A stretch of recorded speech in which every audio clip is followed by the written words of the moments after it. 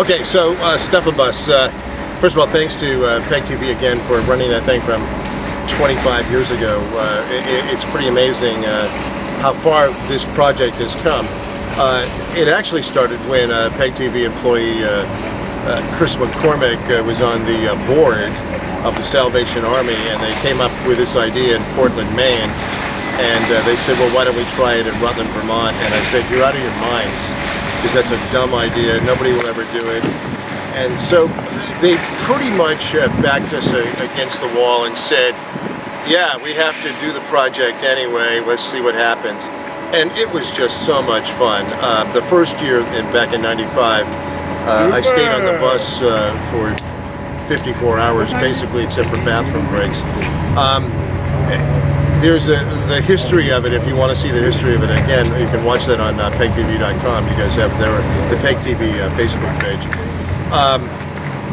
But every year, this thing now has a life of its own. There are more and more people that get involved in it every year.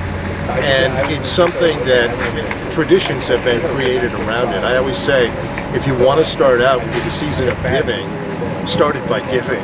I mean, Thanksgiving is 2 weeks away, and there are lots of things that happen during the holidays, lots of pressure that we put on ourselves, but this is so innocent. You see it with the video of the kids, they know it, they get it. They said, well, if you ask them why we're here, they're going to just say, we're here to help out people that don't have anything.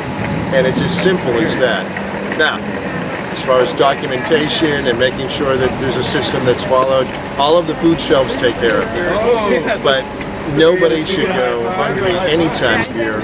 But heading into the colder weather, people making decisions whether they buy heating oil or medicine or food. And if you've got kids and you have to make a decision whether or not to buy their medicine or food, then something's wrong. So our community won't stand for that, and they want to make sure that at least one of those questions gets answered, and we want to make sure that everybody has enough fuel.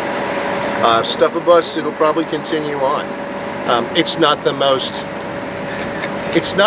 efficient way to raise food, but as far as the visual goes, it's a lasting thing where people actually can see it build up in front of them.